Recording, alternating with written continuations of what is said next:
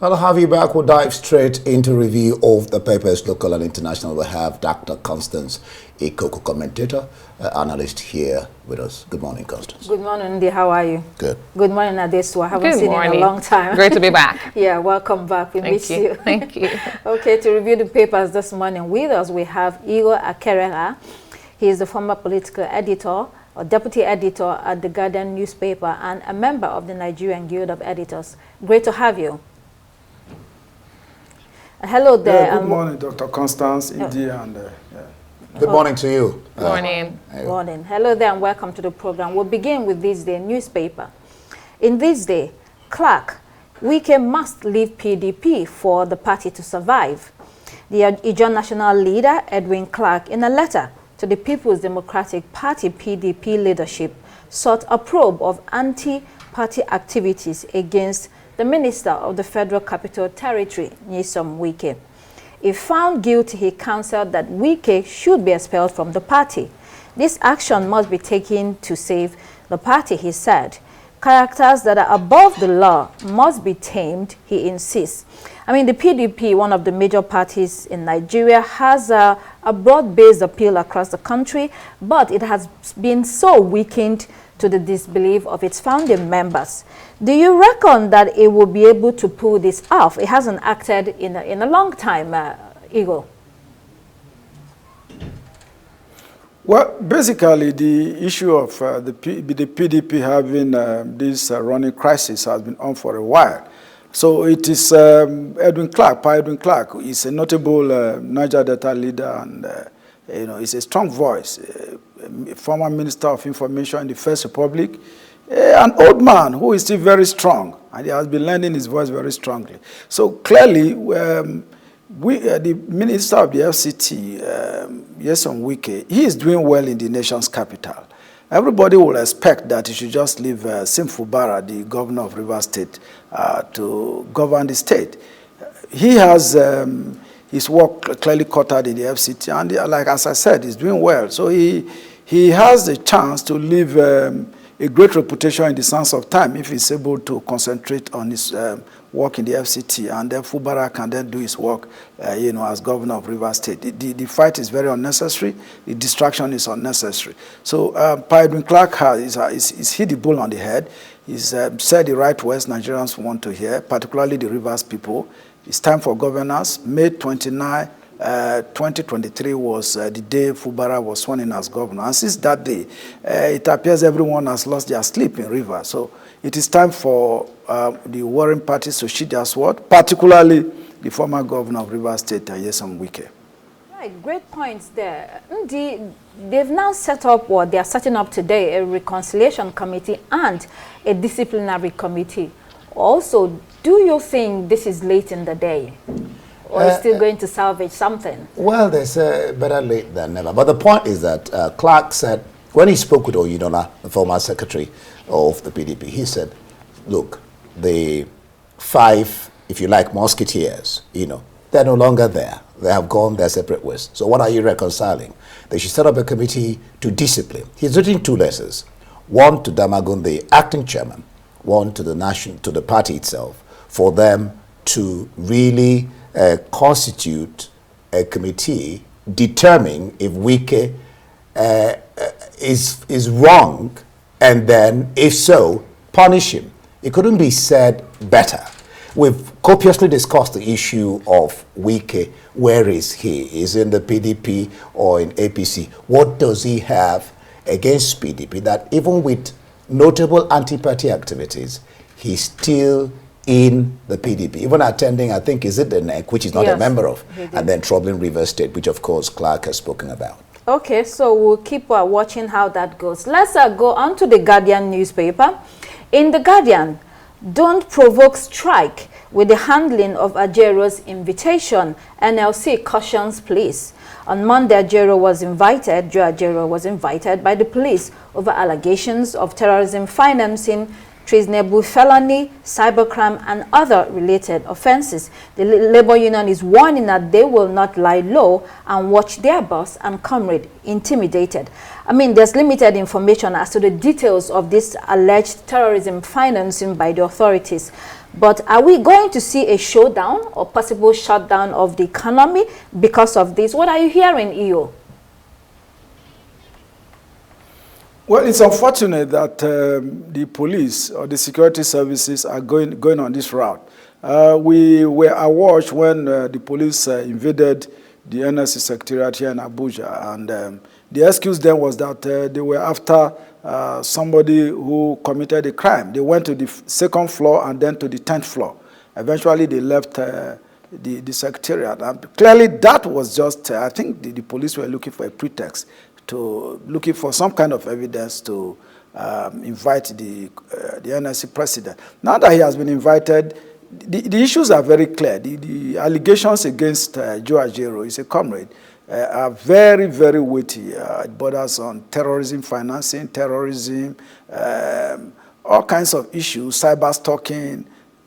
Those are very serious issues under the Nigerian constitution and the Nigerian law.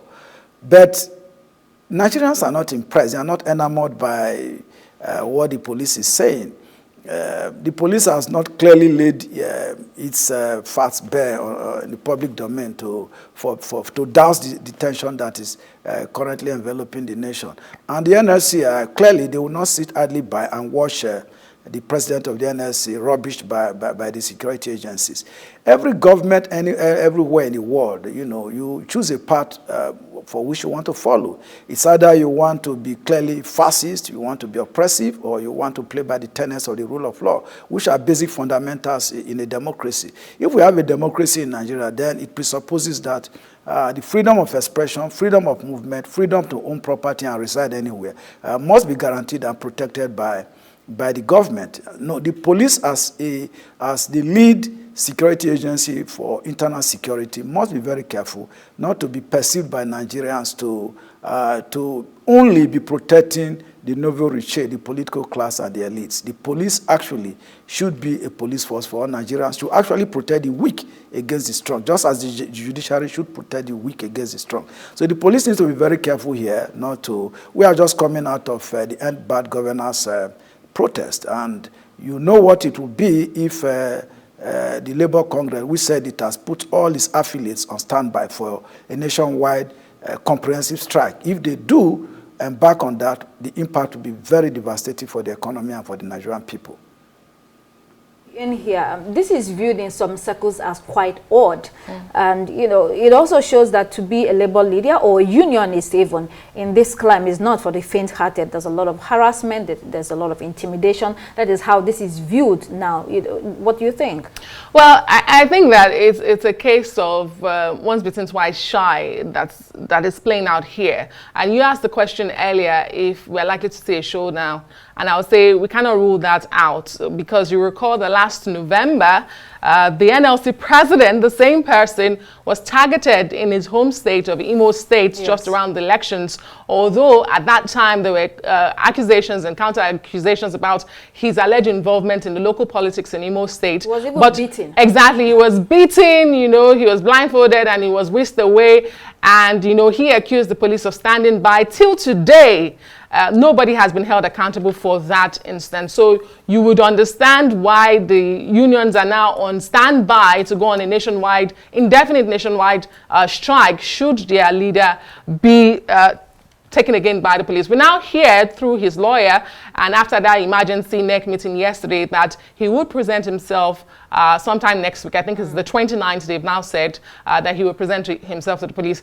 Like Iho said, we do not have all the facts. It's very sketchy. We don't know exactly what the police is saying here. They say terrorism charges, but last week when they invaded the NLC building, they did say they were not going to the NLC, but another floor in that particular building. And then they released a statement saying they found out that there is a relationship between landlord-tenant, and that's an international wanted criminal, and the NLC. What that means exactly, we do not know. The police knows what we don't know. And it's been nice for them to tell us what exactly they are pinpointing and accusing Joe Ajaero of. Okay, so we'll keep you updated with that story. We'll move on to Vanguard newspaper.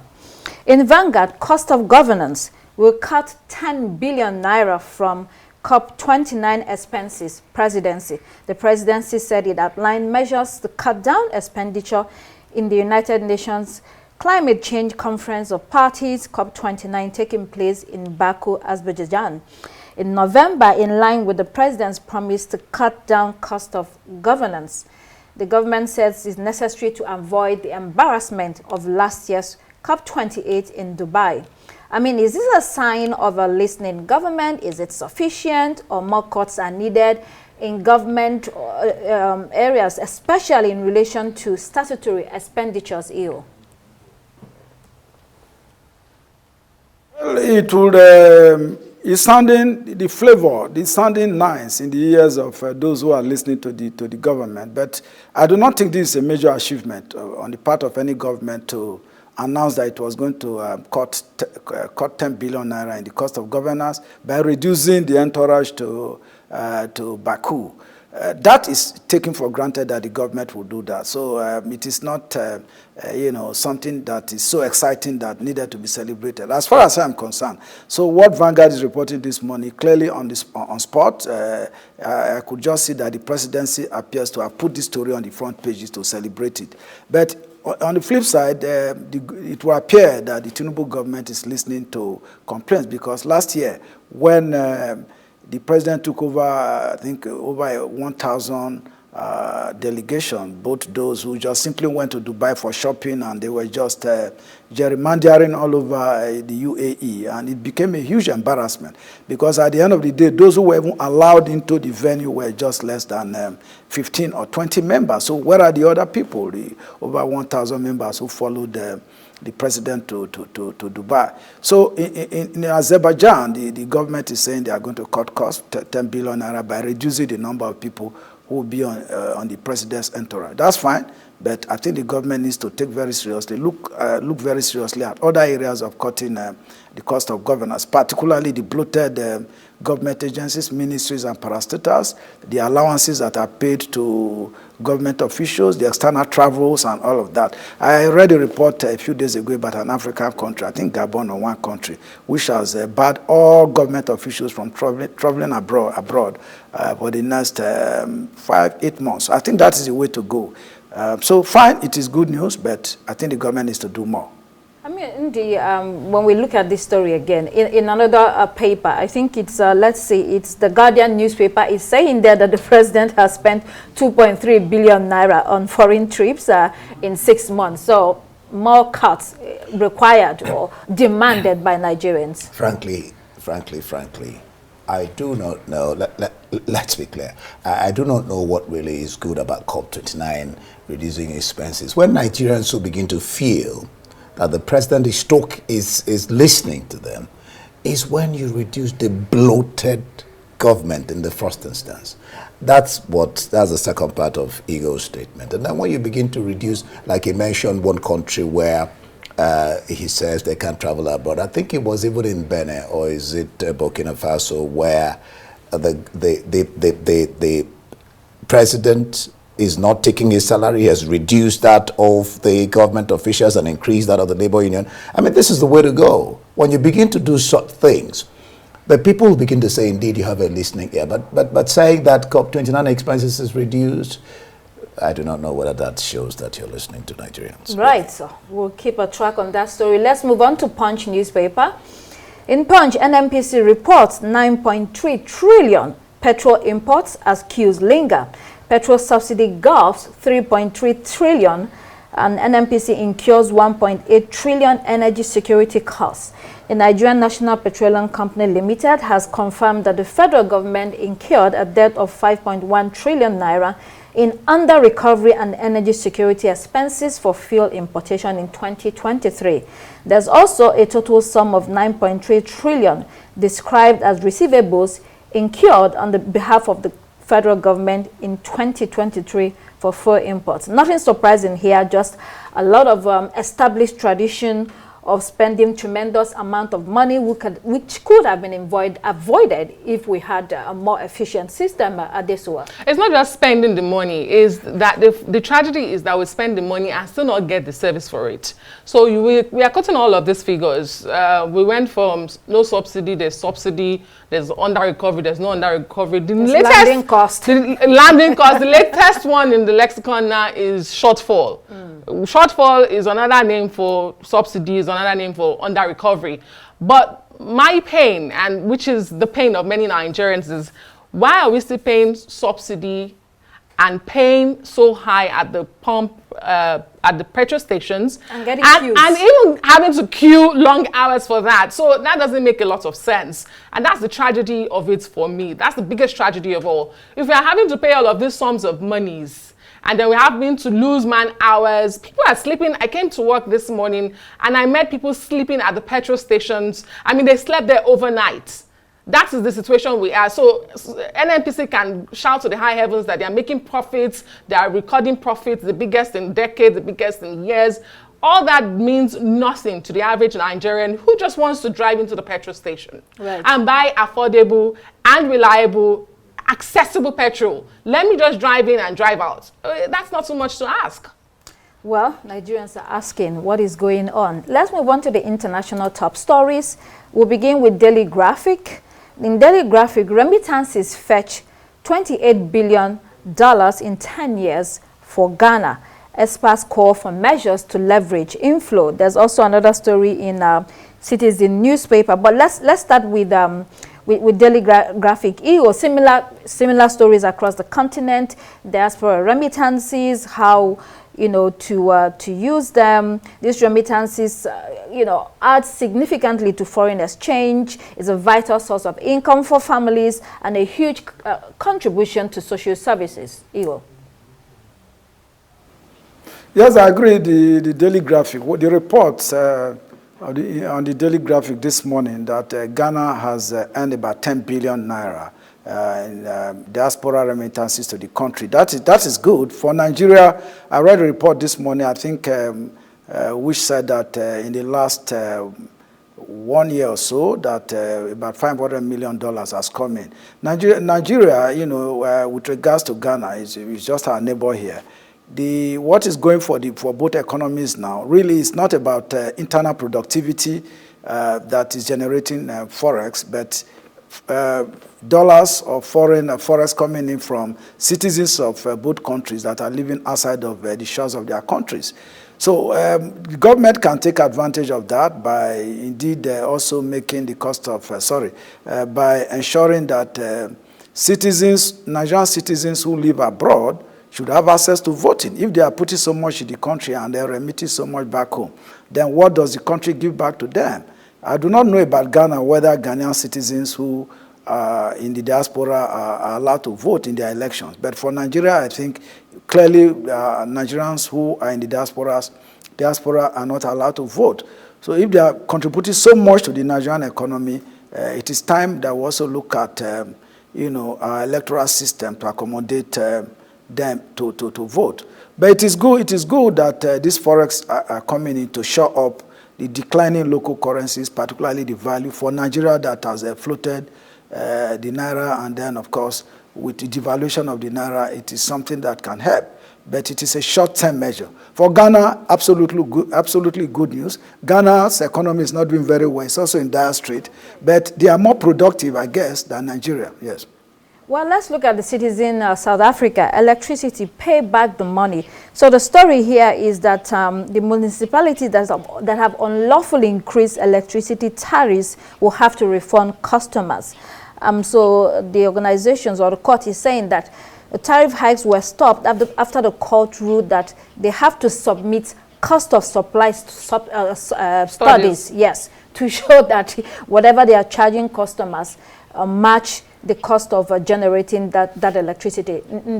Yeah, just a brief, just a little. An analyst, a financial analyst, actually calls the diaspora remittances super gold. I mean, super gold. That the two, gold and cocoa, both of them put together, have not even got what the remittances from the diaspora are getting. In this case of electricity, it's appalling. It's really, because at a point in time, we were comparing Nigeria to South Africa in terms of electricity. When they were having steady electricity, I think they even used to have, was it 20,000 megawatts or something there. So, and it's the same story of dilapidation of structures. What has happened to South Africa that they're here now? It's a sad story, really. Right. Very quickly, I just wanted to say that this story from South Africa actually highlights that you do not arbitrarily wake up and hike prices of electricity, and that's what the court is saying, that the study was not carried out to match why the people should pay more. You wake up in Nigeria and you find out that NEC has taken a decision, even though it's empowered by the Electricity Act of 2023 to regulate and amongst other things. You find out that Nigerians are arbitrarily, taxed when it comes to electricity in the country. Does it really match what they get in return? And that's what this story is saying in South Africa, that because they have been taxed that way, they may have to refund their monies. Well, our final story very quickly. In the Washington Post, Obama's electrified Democrats with speeches. I mean, it's the second day of the Democratic National Convention and the energy is through the roof. The Obamas, the darlings of the Democratic Party, we're on hand, to talk, to rile up the base. Culturally, Michelle Obama is even more popular than her husband, and she was there to give that speech. I don't know that about people, her husband. Culturally, no, I said culturally, not politically. Culturally, she is more popular than her husband. In fact, a lot of people have called on her to run for the presidency, which she said, I have no interest in that. She was punchy, incisive, straightforward, and the endorsement was crucial for Kamala Harris. And that's what it is. The political royalty of the Democratic Party gave it to them at the convention. Indeed, like the Obamas brought their, stardust and sprayed. I mean, so the standing ovation they got, it was no-brainer. Chicago was the home base. They came, they riled it up. And, for one person who has broken a barrier as the first black president of America to another person who's trying to break another barrier, not just as the first female president, but a female of color in the United States, I think they were the best people to speak for the second night of the DNC. Energy in the room was electric, really. And I mean, something Michelle said, Trump can't handle a highly educated, intelligent, people like her and her husband. And they said we can't go back. We can't go back to what it used to be. Sorry, Igor, we couldn't get you on this. Okay. Quickly. I just wanted to add a line.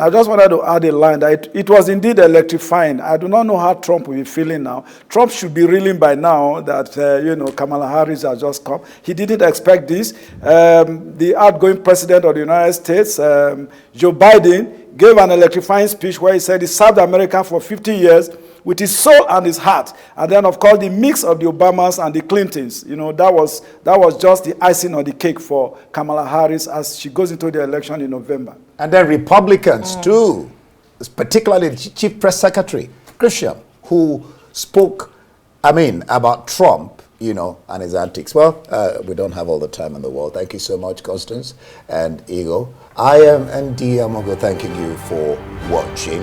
The morning show is next at 8. I'm Adeso Omoran. Good morning.